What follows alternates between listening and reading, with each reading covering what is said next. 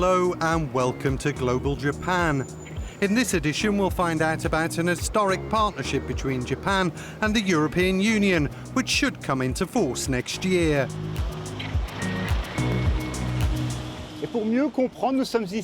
We're in Brussels with an international trade expert, Hosuke Lee Makiyama. Thanks for being with us. What are the key points of this economic partnership agreement? The first point is the tariff elimination on almost all trade between the EU and Japan. The second point is the removal of all the artificial restriction that exists between EU and Japan on agriculture and food products. And the third point is a close approximation of different standards and business regulation that will lead to increased transparency, but also easier to trade between the EU and Japan.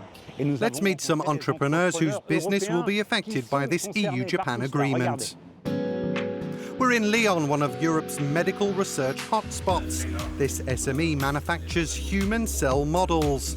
The goal is to predict the effect of drugs on cancer treatments or cosmetic development.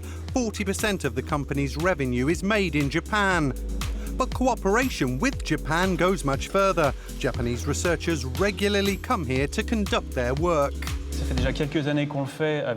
It's been several years since our lab has been open to Japan, with researchers who go back and forth to foster innovation, industrial property, new products and better health for both Japanese and European citizens.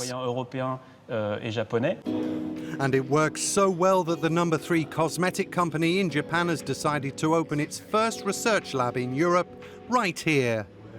In Europe, skin research is very cutting edge. Europe is a leader in that field, and in Lyon in particular, there is a high concentration of life science research labs. With that in mind, we hope we'll advance our own research.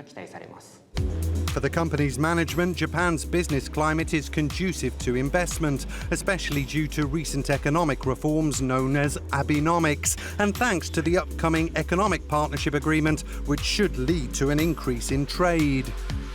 Having a clear and more open framework with the standardization and harmonization of regulations, including lab regulations, export and import regulations, will be an incredible opportunity for CTI Biotech.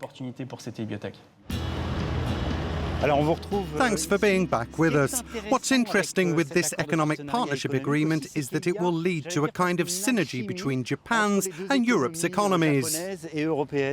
It's indeed very true. The Japanese and the European businesses are perfectly complementary. They specialize in different technologies and different areas, which means that when they cooperate, it leads to better products, and also when they invest in each other, it actually more than money on the table. They bring R&D, know-how and market skills. And it'll also forge stronger ties. Let's go back to France to see another example.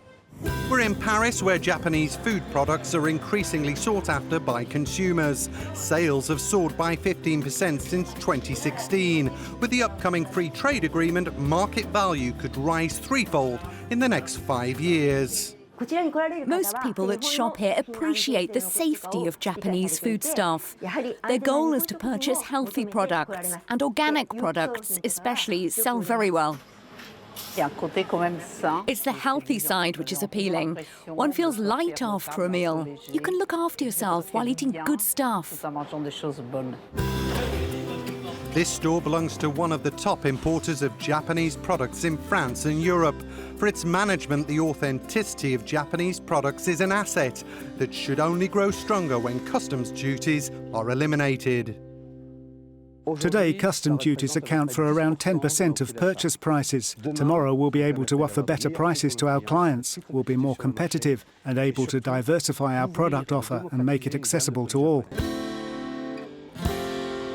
We're back in Brussels with Hosuke Lee Makiyama. Is this economic partnership agreement another and better way of doing international business? The agreement is a pledge for the future, for free and fair trade, openness, transparency and non-discrimination in trade amongst nations. Thanks for being with us and thanks for watching. We'll see you soon for another episode of Global Japan on Euronews.